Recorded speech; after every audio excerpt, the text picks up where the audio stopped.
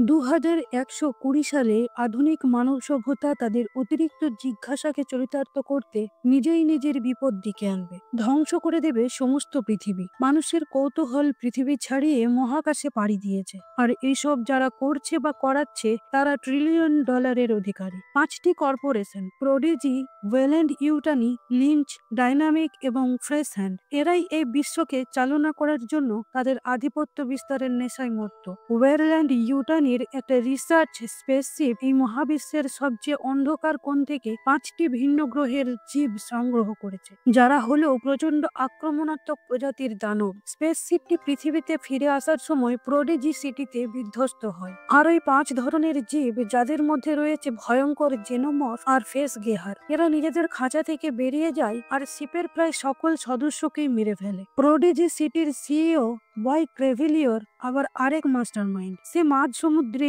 একটি আইল্যান্ডে হিউম্যান বডির সমস্ত চেতনা সিনথেটিক বডিতে ট্রানজাকশন করার রিসার্চ চালাচ্ছে। এতে বয় ক্রেভিলিয়র সাকসেসফুল। এখন দরকার কিছু অসুস্থ বা মৃত্যু পথযাত্রী বাচ্চাদের, যাদের চেতনাকে বড়দের সিনথেটিক বডিতে ট্রান্সফার করা হবে। এই শরীর হয়ে উঠবে অত্যন্ত শক্তিশালী। এরা এক ধরনের রোবট, কিন্তু তাদের মধ্যে অতীত জীবনের চেতনাগুলো থাকবে। তারা ভাবতে পারবে, সিদ্ধান্তও নিতে পারবে। এবার চলবে এলিয়েন আর সিনথেটিকের সাথে মানুষের টিকে থাকার লড়াই। সিরিজটি আসলে মানব জাতির অস্তিত্বের এবং নৈতিকতার প্রশ্ন তোলে। কি হতে চলেছে আমাদের ভবিষ্যৎ জানতে গেলে সমস্ত সিরিজটি দেখে নিতে হবে। আমি 2025 সালের সদ্য মুক্তিপ্রাপ্ত এলিয়েন আর্থ সিরিজটিকে শর্টলি এক্সপ্লেন করার চেষ্টা করছি।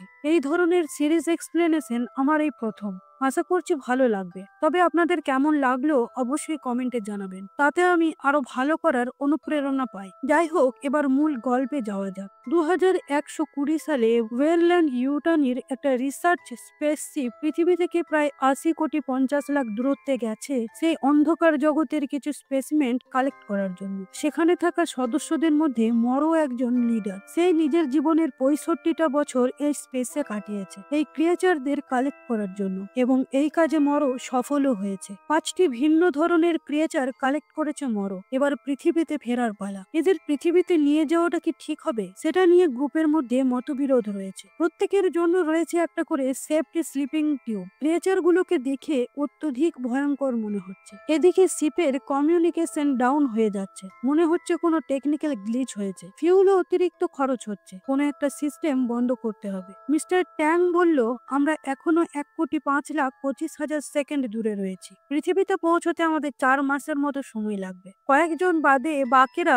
স্লিপিং টিউবের মধ্যে আবার গভীর ঘুমে চলে গেল। মরো বলল, পৌঁছানোর আগে আমাকে জাগিয়ে দিও। পরের সিন আমরা দেখি প্রোডিজি নেভারল্যান্ড রিসার্চ আইল্যান্ড, যেখানে বয় ক্রেভিলিয়রের বিরাট রিসার্চ সেন্টার রয়েছে। এখানে ক্যান্সারে আক্রান্ত বা অন্য কোনো দুর্বিষহ রোগে আক্রান্ত বাচ্চাদের বড়দের সিনথেটিক বডিতে ট্রানজাকশন করা হবে। তাদের মধ্যে প্রথম রয়েছে মার্সি। ওর ক্যান্সার আছে। মার্সির মা মারা গেছে। বাড়িতে রয়েছে ওর বাবা আর ভাই। ভাইয়ের নাম জো। মার্সির বাবা এই ট্রানজাকশনের জন্য অনুমতি দিয়েছে। কন্ডিশন একটাই, ট্রানজাকশন হবার পর কারোর সাথেই মার্সির সম্পর্ক থাকবে না, আর ট্রানজাকশন হয়ে গেলে মার্সি আরো শক্তিশালী হয়ে উঠবে আর ওর মৃত্যু হবে না। মার্সির ভাই জো এই ব্যাপারে কিছুই জানে না। যথারীতি মার্সির শরীরকে ট্রানজাকশন করা হলো, আর ওর নাম রাখা হলো ওয়েন্ডি। আর মার্সির মৃত শরীরকে ওর বাবা আর দাদার কাছে পৌঁছে দেওয়া হলো। ট্রানজাকশন হবার পর ওয়েন্ডি চোখ খুললো আর এই বড়দের শরীরে খুব অদ্ভুত ফিল করলো। তার ক্ষমতা এখন কয়েকশো গুণ বেড়ে গেছে, কিন্তু তার মনে আছে সবকিছুই, তার বাবা, তার ভাই।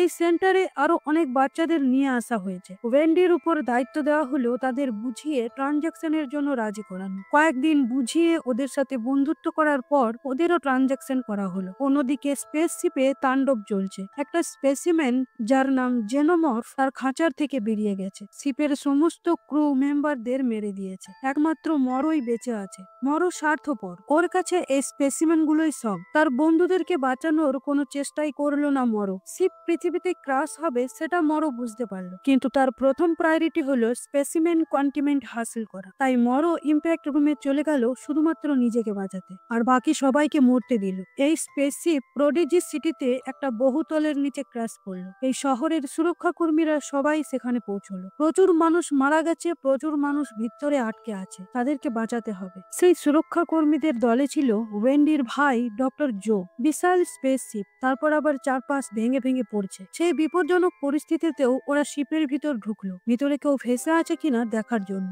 জোয়ের একটা অদ্ভুত অনুভূতি হচ্ছে, ওর মনে হচ্ছে এখানে সবকিছু ঠিকঠাক নেই। সুরক্ষা কর্মীদের দল তিনটে ভাগে ভাগ হয়ে খুঁজতে শুরু করলো। দুজন অফিসার শিপের ল্যাবের দিকে গিয়ে চারপাশে সেই স্পেসিমেন গুলোকে দেখতে পেল। সেখানে রয়েছে অদ্ভুত সব প্রাণী। ঠিক সেই সময় সেখানে এলো মরো। ও দুই অফিসারকে একটা লোহার রডের মধ্যে বেঁধে দিয়ে বাকি স্পেসিমেন গুলোকে বাঁচানোর জন্য বেরিয়ে গেল। সেখানে একটা গিরগিটির মতো জীব ছিল। সেই পোকাটা অফিসারের সারা শরীরে ঘোরাফেরা করতে করতে হঠাৎ তার গলায় কামড় বসালো আর অফিসারের সমস্ত রক্ত চুষে নিল।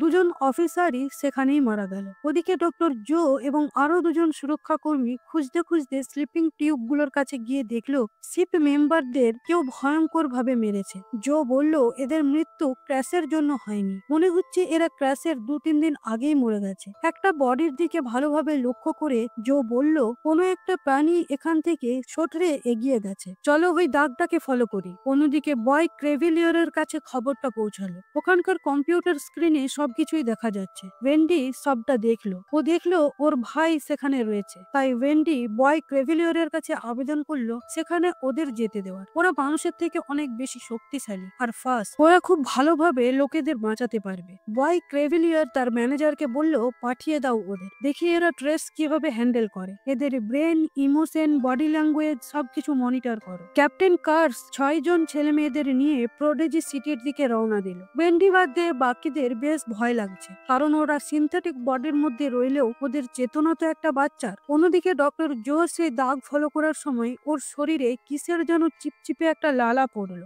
বন্দুক উপরের দিকে করতেই তার চোখে পড়লো সেই ভয়ঙ্কর এলিয়েন জেনোমর্ফ। ভয়ে দৌড়লো ডক্টর জো, কিন্তু সেই এলিয়েন তীব্র গতিতে ওর দিকে তেড়ে এলো। ডক্টর জো কোনো রকমের একটা লিফটে নিজেকে বন্দি করলো। তারপর ডক্টর জো বাকি মেম্বারদের সাথে কন্ট্যাক্ট করতে গেলে দেখলো ওয়াকিটকি কাজ করছে না। ওদিকে ওয়েন্ডি সর্বক্ষণ কম্পিউটারে ওর ভাইয়ের উপর নজর রেখে চলেছে। প্রোডেজি সিটিতে পৌঁছতেই ওয়েন্ডি প্রথমেই ওর ভাইয়ের খোঁজে ভিতরে চলে গেল। ক্যাপ্টেন কার্স স্লাইডলিকে ওর সাথে পাঠালো আর বাকিদের নিয়ে নিজে শিপের দিকে এগিয়ে গেল। অন্যদিকে ওয়েরল্যান্ড ইউটানি ফোন করেছে বয় ক্রেভিলিয়রকে ওর নিজের লোক শিপে পাঠানোর অনুমতি নেবার জন্য, কারণ প্রোডিজি সিটির অনার হলো বয় ক্রেভিলিয়র। তাই বয় ক্রেভিলিয়র বলল সেই রিসার্চ শিপটা এখন ওর প্রপার্টি আর তার সাথে ওর ভিতরের জিনিসগুলো। ক্যাপ্টেন কার্স তার দল নিয়ে এগিয়ে যাওয়ার সময় একটা অদ্ভুত প্ল্যান্ট দেখতে পেল। কার্স বলল সামলে, আমরা জানি না এটা কি করতে পারে। ক্যাপ্টেন কার্স কার্লিকে অর্ডার দিল স্মি আর ডিবসকে সাথে নিয়ে গিয়ে এই প্ল্যান্টটাকে ক্যাপচার করার জন্য। কার্লি ল্যাবে গিয়ে দেখলো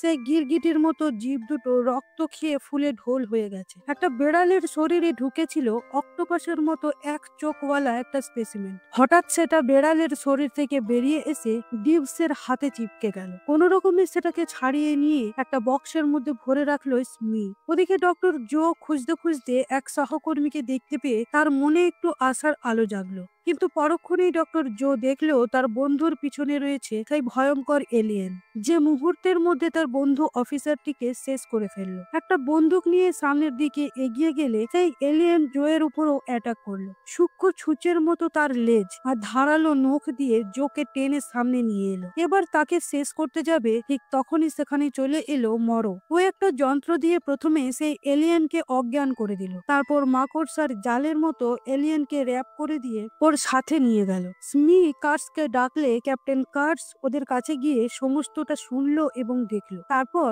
মাদার কম্পিউটারের কাছে গিয়ে সেখান থেকে সমস্ত ডেটা নিজের শরীরে ট্রান্সফার করার সময় শিপের একটা জায়গায় কিছু ডিম দেখতে পেয়ে স্মিকে সেখানে গিয়ে ওয়েন্ডির সাথে দেখা করে সেই এরিয়াটাকে সিকিউর করতে বলল। ওদিকে মরো সেই ক্রিয়েচার্সকে নিয়ে যাওয়ার সময় কিছু পুলিশ কর্মী সেখানে চলে এলো আর মরোকে সেখান থেকে চলে যেতে বলল, কিন্তু মরো বলল আমি চলে গেলে তোমরা মরবে। অফিসার রেগে গিয়ে মরোর হাত বেঁধে দিল। সেই সময় এলিয়েনের জ্ঞান ফিরে আসে আর সে জাল গাল ছিঁড়ে ফেলে ওই পুলিশ কর্মীগুলোকে মেরে ফেলে। মরোকে মারলো না, কারণ মরো ভয় পায়নি। এই এলিয়েন ভয়কে মেপে নেয়। এদিকে একটা ঘরে ওয়েন্ডি তার ভাইকে দেখতে পেল। ডক্টর জো স্লাইডলিকে দেখে বলল, তুমি আহত, আমাকে দেখতে দাও। স্লাইডলি বলল, আমি আহত নই, আমার রক্ত বেরোয়নি, আমাদের রক্তই নেই। ডক্টর জো বলল, তাহলে তোমরা সিনথেটিক। সেই সময় কার্স ওয়েন্ডিকে ফোন করে বলল ফ্রন্ট সেকশনে যেতে, সেখানে যে কার্গো গুলো আছে তাদেরকে সিকিউর করতে হবে। এগুলো একটা ইন্ডিজেস স্পিসিস, এদের কন্টেন্ট না করলে এরা ডিম থেকে বেরিয়ে আসবে,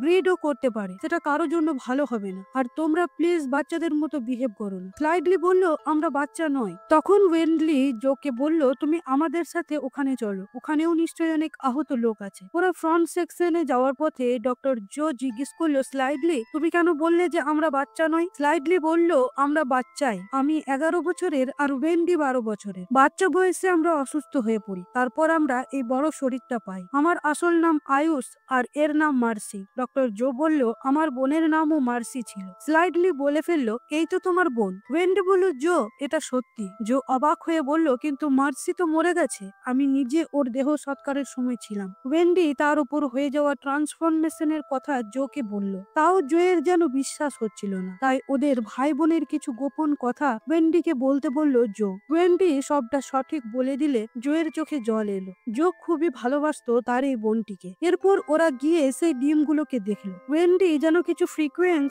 শুনতে পাচ্ছিল এই ডিমগুলোর কাছে আসা মাত্রই। হঠাৎ সেখানে সেই ভয়ঙ্কর এলিয়েন এসে ডক্টর জোকে তার সাথে নিয়ে গেল। ওয়েন্ডি স্লাইডলিকে এই ডিমগুলোর উপর নজর রাখতে বলে নিজে গেল ওর ভাইয়ের খোঁজে। বেসমেন্টে এসে ওয়েন্ডি তার ভাইকে ডাকলে জো সাড়া দিল। ওয়েন্ডি দেখলো একটা চিপচিপে আঠা দিয়ে জোকে দেওয়ালে চিটিয়ে রাখা হয়েছে। এখানে বড় বড় ট্রাকের বাংকার ছিল। হঠাৎ সেই এলিয়েন আবার জোয়ের উপর অ্যাটাক করে আর ওর ধারালো লেজ জোয়ের শরীরে ঢুকিয়ে দেয়। প্রচন্ড ব্লিডিং হতে শুরু হয় জোয়ের। ওয়েন্ডি একটা অস্ত্র দিয়ে টেনে এলিয়েনকে একটা বাংকারের ভিতরে ঢুকিয়ে দেয়। ওর চেষ্টা ছিল নিজে বেরিয়ে আসা, কিন্তু এলিয়েনটি ওয়েন্ডিকেও টেনে ভিতরে ঢুকিয়ে নিল। ভিতরে সেই এলিয়েনের সাথে ওয়েন্ডির ভয়ানক যুদ্ধ হলো, আর বাইরে দাঁড়িয়ে জো বাংকারের দরজা খোলার চেষ্টা করছিল। শেষমেশ যখন দরজা খুললো তখন দেখা গেল ওয়েন্ডি ওই এলিয়েনকে মেরে দিয়েছে, কিন্তু ওয়েন্ডি নিজেও ক্ষতিগ্রস্ত হয়েছে এবং ওয়েন্ডি সেখানেই অজ্ঞান হয়ে পড়ে গেল। জো কাঁদতে কাঁদতে ওয়েন্ডির কাছে গিয়ে সেও অজ্ঞান হয়ে গেল।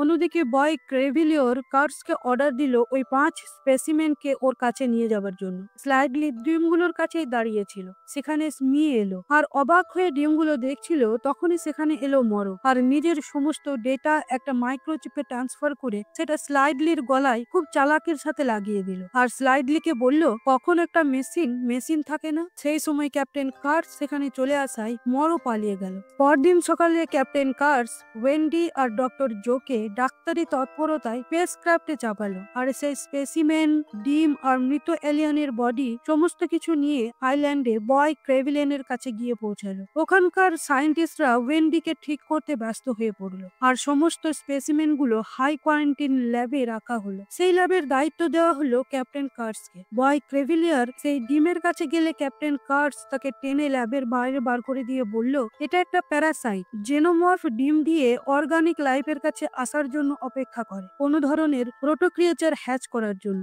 ওই স্লিপিং টিউবে যে বডিগুলো ছিল তাদের ভিতর থেকেই মারা হয়েছিল আর প্রোটোক্রিয়েচার্স হিউম্যান বডির ভিতরে ইভলভ হয়েছে আপনার মতো। বয় ক্রেভিলিয়ার ল্যাব লক করে দিতে বলল, কোনো নন সিনথেটিক যেন বাইরে বা ভিতরে না যেতে পারে। বয় ক্রেভিলিয়রের ম্যানেজার স্লাইডলির কাছে গিয়ে জিজ্ঞেস করলো, সেই লোকটা লাস্টে তোমার কানে কি বলেছিল? স্লাইডলি বলল, ও বলেছিল কখন একটা মেশিন থাকে না। অন্যদিকে মরো ইউটানিকে ফোন করে বয় ক্রেভিলিয়রের সমস্ত ডিটেলস নিল। ওর ক্রিয়েচার গুলোকে ও ফিরিয়ে আনবে। হঠাৎ স্লাইডলির মাথার সাথে কথা বলতে শুরু করলো মরো ওই স্পেসিমেন্স গুলোর ব্যাপারে খোঁজ নেবার জন্য। অন্যদিকে আমরা দেখতে পাই ক্যাপ্টেন কার্স ল্যাবের ভিতরে সেই ডিমকে কেটে তার ভিতর থেকে একটা ভয়ঙ্কর স্পিসিস বের করলো। ওদিকে ওয়েন্ডির জ্ঞান ফিরেছে, ও ওর ভাইয়ের খোঁজে বেরিয়েছে। যত ল্যাবের দিকে এগিয়ে যাচ্ছে ততই একটা হাই ফ্রিকোয়েন্সির শব্দ শুনতে পাচ্ছে, যেটা ওয়েন্ডি সহ্য করতে পারছিল না। এটা ও প্রথম শুনেছিল যখন প্রথম ডিমগুলোর কাছে গিয়েছিল। অন্যদিকে ডক্টর জোয়ের অপারেশন করে একটা অর্গান বের করা হলো আর সেটা একটা কাঁচের জারে রাখা হলো। ডক্টর জোকেও একটা কাঁচের বক্সের ভিতরেই রাখা হয়েছে। দেখে মনে হচ্ছে ক্যাপ্টেন কার্স ডক্টর জো এর অর্গানে জেনোমর্ফের ডিম্বাণু ইনপুট করতে চায় প্রোটোক্রিয়েচার্স হ্যাচ করার জন্য। তাই ক্যাপ্টেন কার্স ওই স্পিসিসটাকে কেটে তার ভিতর থেকে একটা ডিম্বাণু বের করে সেই অর্গানের ভিতর ঢুকিয়ে দিল। ভেন্ডি ল্যাব খোলার সাথে সাথেই প্রচন্ড শব্দে অজ্ঞান হয়ে গেল। এখন এই জেনোমরফের ডিমের সাথে ওয়েন্ডির কানেকশনটা কি, সেটা আমরা পরবর্তী এপিসোডে জানতে পারবো। আর ওয়েন্ডির দাদা ডক্টর জুয়েরি বা কি হলো সেটাও আমরা তখনই জানতে পারবো। আজকের মতো এখানে শেষ করছি বন্ধুরা, দেখা হবে পরবর্তী ভিডিওতে। ধন্যবাদ।